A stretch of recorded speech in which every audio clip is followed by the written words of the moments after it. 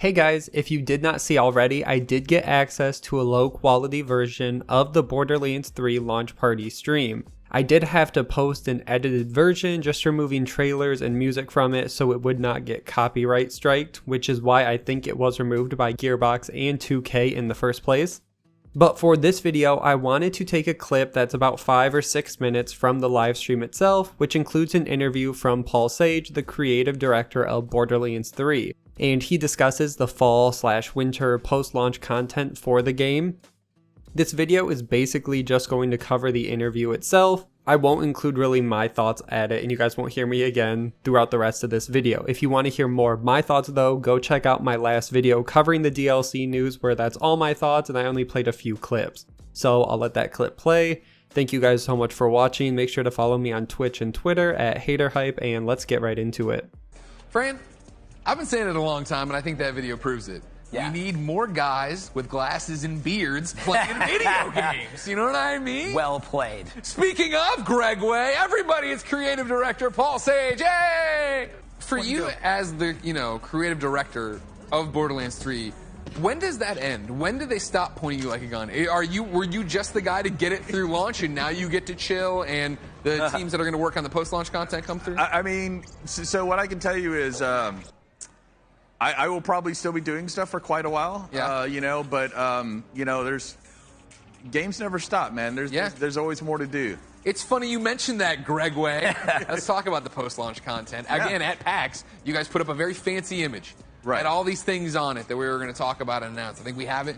Here it is. So you can see it right there. That's right. Bloody Harvest event, right? That's the fall. This is just fall/winter 2019. That's right. Then Maliwan. Maliwan. Right before I asked you, and you gave me. You thought too hard. No, Paul gave me 2 different ways to say it on purpose. He knows me too well. Maliwan? The next word. Don't say that. You're doing it again. The next word is takedown. Takedown, that's easy, right? Free content update, all new map, challenging new enemies, take down the new boss, earn powerful rewards, and then DLC 1, which is paid content, included with the season pass, however, a new campaign. Yeah. So, how does Bloody Harvest event, what happens? Now, hold on real quick, too, and remember, September 18th, you're on the Borderlands show. You cannot answer all these questions the way you want to. Think about it. I'm trying to ruin our own show. Do you want me to answer them the way you want me to? Now I'm lost. Yeah, see what it's like to get in somebody's head? Hang on. Ace of Spades? But give us a rough overview. Sure, yeah. So Bloody Harvest we have what we're essentially internally calling events now. That's just content we're going to release, and sometimes it might be around a holiday, sometimes it might not be around a holiday. We just want to release fun content that's new content. Bloody Harvest is going to be fun. I don't want to give it away too much. I'll say that there's ghosts involved. There's got a designer named Ben Gettleman. He's working on him. He's leading this. It's so much fun, man. It's fun just to be able to drop content. Do you know how cool it is just to be able to drop content and say here you go? Just go have fun. Yeah. In the game. Yeah. That's the same thing with the Takedown. So a Takedown now Takedown it's your raid, but it's not a raid, but it kind of is a raid, and it's Takedown. That's right. What the hell does that mean? Yeah. No, I think you summed it up as well as I will. A Takedown it's slightly bigger. If you remember Borderlands 2, we had these huge monsters that you would go fight, and you were pretty much right at the monster when you got onto the map.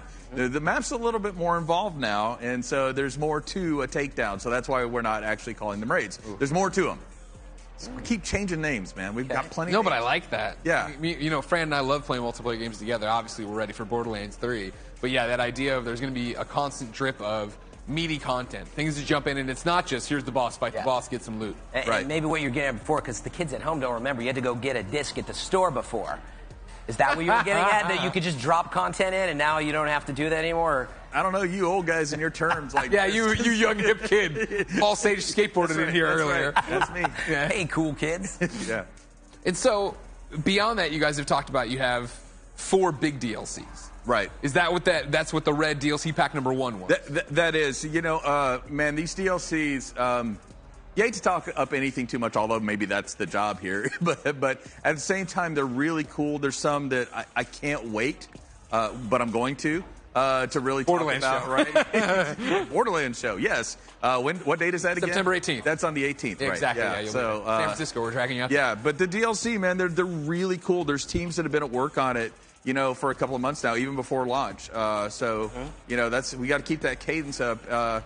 Because the story must go on. Yeah. And so it goes, Bloody Harvest in October, And then Maliwan Takedown November. Yeah. Right? Yeah, ish. Yeah. Yeah, I think so. That's Yeah. what my notes say. Yeah. And then the DLC comes after that. We It don't does. know when yet. It does. They said fall winter 2019. So Yeah, you guys said it's December. I'm not putting a gun in anybody's Trying to head. get a release date. I would say to some people it'll feel too far, and to some people it'll be just the right time. Yeah. Yeah. How hard is that balance to strike?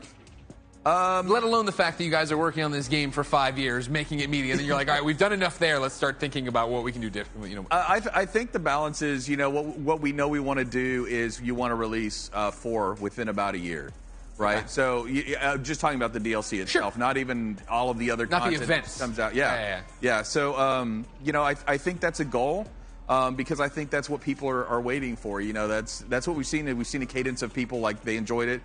I don't know whether BL2 was this unique thing that's just struck the right chord, but definitely that's what we're seeing is, like, I think that's the right cadence to hit. We'll see. You talk about it in an interesting way, right? About releasing these 4 packs in a year. Yeah. Ballpark. Obviously, things can change, things can slide. Do you think about, and does Gearbox think about it longer term than that? I mean, we're talking about, we began this talking about a game that's 7 years old. Right. Still has thousands of people signing on to play it. Yeah, I think it all depends on the reception, right? Yeah. Borderlands, that's a hard sell. You know what I mean? Like, oh, man, I wish it was a popular franchise. Well, I think it's partly that reception, and then when do you start looking forward to, whatever is going to be next, And that's also a trick. The studio gets excited about being creative on different projects. So, That documentary they had in the front was very, very interesting. Yeah. Cool. In terms of the DLC versus Borderlands 2 as well, what should fans expect in terms of the scope of what's coming? Was it similar to what happened before, would you say? Or, like, should they expect... Tiny team. I think that scope's going to be very similar. If not slightly bigger, but I think it's going to be very similar. Okay. Yeah.